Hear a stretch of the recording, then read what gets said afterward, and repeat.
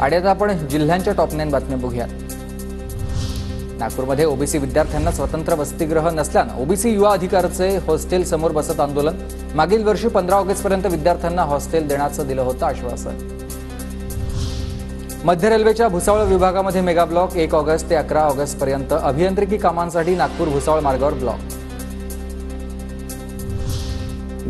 गणेशोत्सवासाठी एसटी महामंडळ सज्ज, तर 2 ते 17 सप्टेंबर दरम्यान कोकणात एसटीच्या 4300 बस धावणार।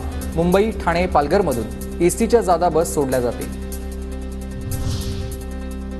वाशिमच्या सुपखेला आणि बाभुळगाव या शेतशिवारामध्ये वन्य प्राण्यांचा मुक्त संचार। प्राण्यांकडून पिकांची नासधूस, वन्य प्राण्यांचा बंदोबस्त करण्याची मागणी। नांदेडमध्ये पैनगंगा नदीला पाणी आल्यानं सहस्त्रकुंड धबधबा प्रवाहित। धबधबा पाहण्यासाठी पर्यटकांची मोठी गर्दी।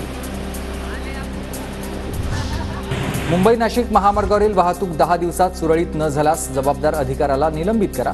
उपमुख्यमंत्री अजित पवारांचे हे निर्देश। अतिक्रमण काढण्याचं देखील सूचना करण्यात आल्या। कोल्हापुरात झालेल्या पावसामुळेच आता रस्त्यांची चाळण। शहरातील प्रमुख रस्त्यांसह उपनगराला जोडणारे रस्ते खड्डेमय। पालिकेने केलेल्या रस्त्यांच्या कामाच्या दर्जावर प्रश्नचिन्ह।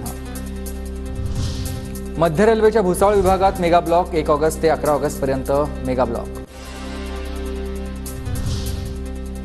महाराष्ट्र गुजरात सीमा भागातील 12 गावातील नागरिकांचा पाण्यामधून जीवघेणा प्रवास, तर एका गावातून दुसऱ्या गावात जाण्यासाठी पूल नसल्याने जीव मुठीत घेऊन प्रवास।